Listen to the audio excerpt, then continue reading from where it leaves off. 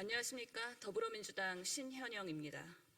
오늘 기자회견을 통해서 그동안 코로나19 기간 비대면 진료 전면 허용으로 발생한 부작용들을 국민 여러분께 말씀드리고 앞으로 원격 의료와 비대면 진료가 올바로 정책하기 위해 정부의 대책 마련을 촉구하고자 합니다. 오늘 기자회견에 함께해 주신 분들을 소개시켜드리겠습니다. 대한의사협회 이필수 회장님이십니다. 대한약사회 최강은 회장님 참석해 주셨습니다. 네, 안녕하세요. 제가 먼저 회견문을 읽도록 하겠습니다. 감염병 시대를 거치면서 원격 의료, 비대면 진료는 부인할 수 없는 미래 의료의 도구가 되었습니다. 환자 보호자는 편리하게 진료를 받을 수 있고 의료진들도 나의 환자를 꼼꼼히 챙길 수 있는 긍정적인 수단입니다. 하지만 지난 2년간 비대면 진료가 전면 허용되면서 총 360만 건, 총 685억 원의 의료 비용이 발생했고 그 와중에 심각한 상업적, 위법적 행위들이 도를 넘었습니다. 저는 비대면 진료 과정에서 9건의 약사법 위반 사례들이 지자체에서 행정처분과 고발이 진행된 사실을 최근 확인하였습니다. 그 사례를 보여드리겠습니다.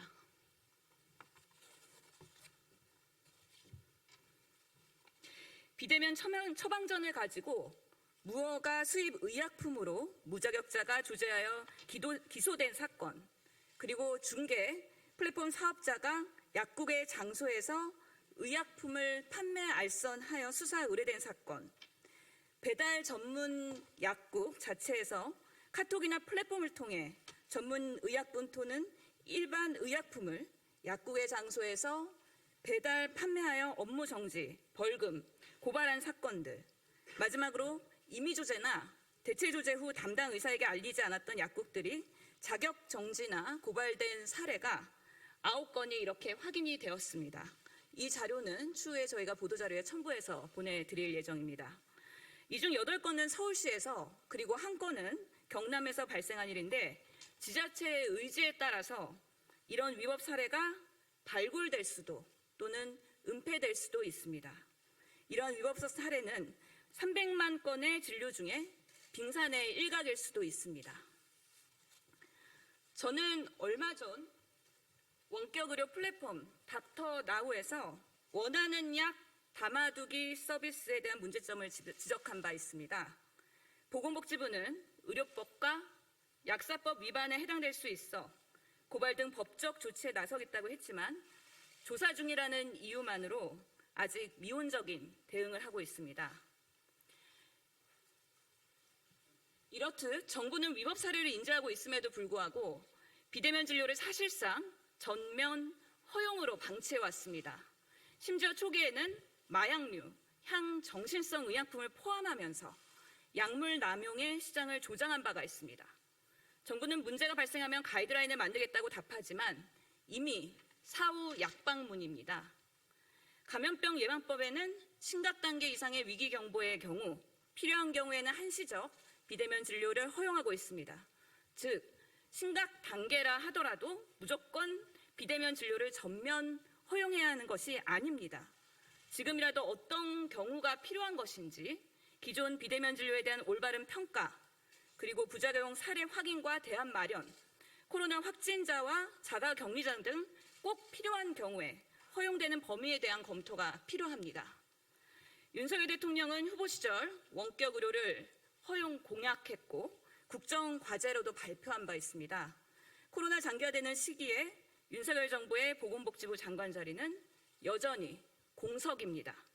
보건의료와 국민 건강에 대한 현 정부의 인식이 이 정도 수준이라는 반증이기도 합니다.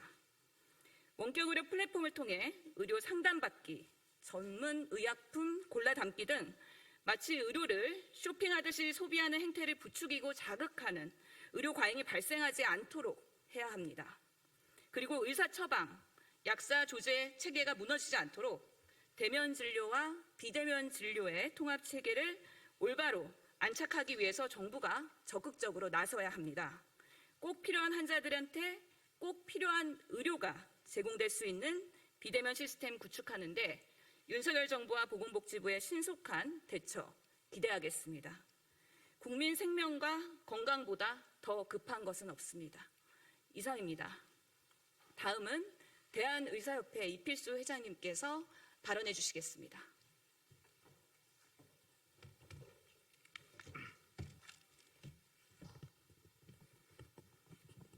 안녕하십니까. 대한의사협회 회장 이필수 인사 올립니다. 의료계 최대 이슈 중 하나인 비대면 진료 플랫폼 문제와 관련해 오늘 이렇게 신은영 국회의원님께서 대한의사협회와 대한약사회가 함께하는 공동 기자회견 자리를 마련해 주신 데 대해서 매우 뜻깊게 생각하며 저희 대한의사협회의 입장을 말씀드리고자 합니다. 정부는 지난 2020년 2월부터 감염병 위기 대응 심각 단계일 때 한해 비대면 진료를 한시적으로 허용해 오고 있으며 국회 역시 2020년 12월 감염병의 예방 및 관리에 관한 법률 개정을 통해 한시적 비대면 진료 후 법률적 근거를 마련해 주었습니다. 코로나19 팬데믹 상황에서 어쩔 수 없이 도입된 비대면 진료는 이를 홍보하고 활용하기 위한 많은 플랫폼을 양성하는 결과를 가져왔고, 이러한 비대면 진료 플랫폼은 국민의 생명과 건강권 수호라는 의료 본연의 가치를 훼손한 채 상업적 목적으로 변질되는 문제를 이야기하게 되었습니다. 약사법상 광고가 금지된 전문의약품에 대한 광고가 범람하고, 의사의 진찰과 처방이 필요한 전문의약품을 환자가 직접 선택하도록 유도하고, 불법 의료 광고 및 환자 유인 행위를 유도하고, 의료 서비스 및 의약품 오남용 사례가 발생하는 등 수많은 부작용 사례가 발생하고 있습니다. 그간 의료계에서는 이러한 비대면 진료 플랫폼에 대한 부작용 및 문제점을 수차례 우려하고 경고해 왔으나 정부는 이제서 뒤늦게 대책 마련에 시급하고 있는 상황입니다. 올바른 한시적 비대면 진료를 위한 의료계의 기본적인 입장과 방향성에 대해서 말씀드리겠습니다. 먼저 플랫폼 분야에서 의료 기본 원칙이 정립되어야 합니다. 어떠한 경우에도 비대면 진료는 대면 진료를 대신할 수 없으며 단지 보조적 수단으로 활용돼야 한다는 기본 원칙이 반드시 지켜져야 합니다. 현재 비대면 진료는 코로나19 상황에서 한시적으로 허용되고 있는 만큼 이를 빌미로 원격 의료와 관련된 어떤 형태의 의료 시스템이라도 충분한 검토 없이 본격적으로 도입되거나 합법화되는 것은 너무 성급하며 국민의 건강과 직결된 일이기 때문에 신중하게 접근되어야 할 것입니다. 무엇보다도 국민의 안전 및 건강을 최우선순위로 두어야 합니다. 현행 보건의료기본법, 의료법, 약사법 등 의료 관련 법령은 무엇보다도 국민의 건강과 안전을 위해 제정된 법이기 때문에 각 법령에 규정되어 있는 사항은 플랫폼이라 할지라도 당연히 기본적으로 준수되어져야 합니다. 플랫폼을 이용한 의료 시스템의 경우 종종 편리성을 이유로 의료 전제 조건인 안전성, 유효성, 임상적 타당성이라는 기본 요건을 등한시하거나 위협하는 일이 발생하지 않도록 주의해야 합니다. 가령 의약품 부분에서 전문의약품의 경우 관련 의료 법령에서 의사가 질병의 유형, 중증도, 환자 상태 등 복합적으로 고려하여 가장 적합한 상품명으로 약품명으로 처방토록 규정하고 있는 만큼 그만큼 타당한 이유가 있는 것임에도 환자가 특정 약품을 선택하거나 무분별한 대체를 허용하는 것은 대단히 위험하므로 엄격히 관리돼야 합니다. 마지막으로 당부의 말씀을 드리고 마무리하도록 하겠습니다. 플랫폼에 대한 관리 방안 및 가이드라인 마련을 포함해 비대면 진료 후 안정적 제도 마련을 위해서는 국회와 정부 주도의 일방향적 정책 추진을 지향하고 국회와 정부가 전문가 단체인 대한의사협회와 충분한 논의 과정을 거쳐서 면밀한 검토를 통해 지도 방향을 마련해야 합니다. 현재 비대면 진료 플랫폼에서 발생하고 있는 문제점들을 의협을 포함한 의료계에서도 이미 우려했던 상황입니다. 비대면 진료 플랫폼이 무분별하게 양상되기 전에 의료계, 국회, 정부가 미리 논의하는 절차가 마련되었다면 일정 부분은 미연에 방지가 되었을 것이라고 생각합니다.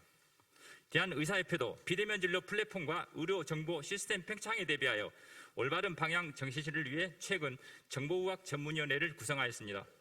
대한의사협회는 이를 통해 비대면 진료를 비롯한 의학정보원 설립, EMR 인증, 의료 플랫폼 구축, 공적 전자처방전 등의 사안에 대해서 합리적인 방향을 제시할 예정입니다.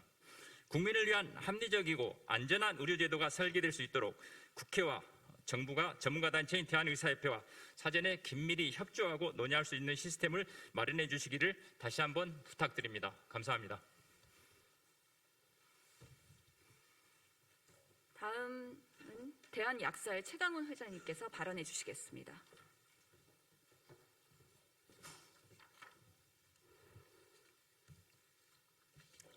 네, 안녕하십니까. 대한약사회장 최강훈입니다. 코로나19 심각 단계에서 환자가 전화를 통해 진료 그리고 처방을 받고 환자와 약사가 협의하여 의약품을 수령할 수 있도록 하는 한시적 조치를 시행 중에 있습니다. 사실 비대면 진료는 의료에 관한 영역이라 대한약사회가 직접적인 의견을 표현하는 것이 바람직하지 않을 수도 있으나 비대면 진료가 허용된 한시적 기간 동안 이미 많은 문제점이 드러났기 때문에 이를 지적하지 않을 수 없습니다. 원칙적으로 비대면 진료는 의료기관을 이용하는 데 어려움이 있는 계층이나 의료 접근성이 현저하게 낮은 취약지역을 대상으로 제한적으로 허용돼야 합니다. 그러나 약사단체가 리서치 전문업체에 의뢰하여 조사한 비대면 진료 어플 이용자 현황을 보면 어플 이용자의 90% 이상이 병원을 방문하는데 어려움이 없는 20대에서 40대로 나타났으며 어플 이용자의 84%가 수도권 및 광역시에 집중되어 있고 의료 접근성이 낮은 군 단위 이하 지역은 오히려 2% 수준에 불과한 것으로 나타났습니다. 모바일 어플리케이션 기반의 비대면 진료 플랫폼 중개업체가 우후죽순으로 등장하여 경쟁이 치열해지다 보니 과도한 진료 조장, 부당 청구, 처방 및 의약품의 오남용 발생, 병의원과 약국 담합행위 조장, 폐쇄형, 창고형 약국 등장 등 탈법 운영 등이 많은 부작용이 발생되고 있습니다. 코로나19 확진자의 대면 진료 허용과 일상 회복이 시작됨에 따라 보건복지부는 지금이라도 한시적 비대면 진료 고시를 중단하고 공공적 석경이 강한 보건의료가 영리 목적의 플랫폼에 종속되어 불필요한 의료 이용 행위가 조장되지 않도록 해당 앱 운영을 중단시킬 필요가 있습니다. 저희 약사회는 앱에 의한 약 배달 문제에 있어서도 현재 상황을 분명히 반대합니다. 고시에 의하면 약을 전달받는 사람은 약사와 협의하여 받게 되어 있습니다. 하지만 지금 시행되고 있는 앱은 그렇게 되지 않고 있어서 국민의 건강권에 심대한 영향을 미치고 있습니다. 해서 앞으로 비대면 진료가 논의된다 하더라도 약을 전달하는 과정에 의해서 약사의 역할이 얼마나 정확하게 수행될 수 있고 환자가 복약 지도를 얼마나 정확하게 받을 수 있는지에 대해서 저희도 심각하게 생각을 하도록 하겠습니다. 감사합니다.